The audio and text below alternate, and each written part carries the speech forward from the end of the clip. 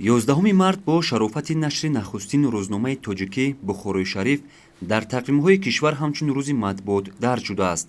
Имрӯзҳо бошад ин иди касбии кормандони васоити ахбори омма ҳамасола дар сартосари ҷумҳурӣ ҷашн гирифта мешавад. таъкид ба ёдоварист ки соли 1994 парлумони Тоҷикистон 11 мартро ҳамчун рӯзи матбуоти тоҷик эълон намуд.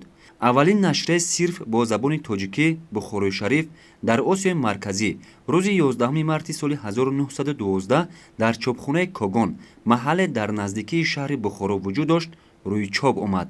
рӯзномаи тоҷикии Бухороишариф ҷамъиятиву сиёсӣ буда, ҳадафаш бо як забони фаҳмо барои аксари мардуми Бухоро гуфтани аҳволи мардуми он замон буд. таи солҳои охир газетаҳо талош бар он доранд ки хабару рӯйдодҳоро оҷилан ба таб расонанд, чунки бинандаи асри нав фавриятро талаб мекунад.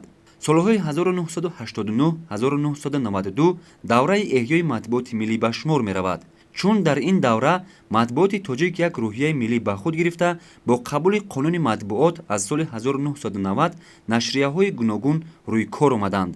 дар муддати 108 соле ки аз нашри нахустшумораи Бухороишариф сипарӣ мешавад, матбуоти тоҷик як роҳи пур аз чебу фарозеро тай карда шоҳиди чандин давраҳои тиллоӣ низ шудааст.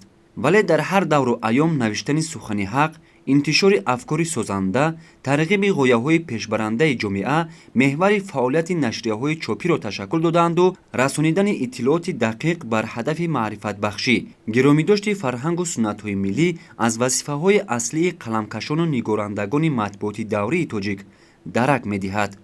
мо имрӯз аз саҳифаи рӯзнома маҷаллао менигарем ва мебинем ки воқеан журналистикии тоҷик ба як давраи рушд расидааст ва дар мавриди инъикос кардани воқеъбинонии ҳодисаи воқеи рӯйдодҳо, таҳлили масъалаҳои баррасишаванда заҳмат ба харҷ дода истоданд. ин гувоҳ аз он медиҳад ки воқеан ҳам имрӯз дар кишвари мо рушду намои соҳаҳо ба назар мерасад. мавҷуд будани озодии сухан, ҳимоят кардани ҳуқуқи муаллиф ва фароҳам овардани шароитҳои хабарӣ дар қаламрави ҷумҳуриро метавон як давраи рушди ин соҳа номид. ҳамин аст ки хабарнигори имрӯза аз солҳои пешин ба куллӣ фарқ дорад ва хабару рӯйдодҳои ба вуқӯъ пайвастаро саривақт метавонад ба сарчашмаҳои хабарӣ ирсол намуда, аҳолиро бо иттилои тоза таъмин созад. дар ҷумҳурии Тоҷикистон васоити ахбори омма, хусусан матбуоти муосир, ҳамчун унсури муҳими фазои сиёсиву иқтисодӣ ва иҷтимоию фарҳангии кишвар арзёбӣ мегардад. дар қонунгузории амалкунандаи ҷумҳурии Тоҷикистон ҳуқуқи дастрасӣ ба иттилоот, интишор ва паҳн намудани иттилоот кафолат дода шудааст.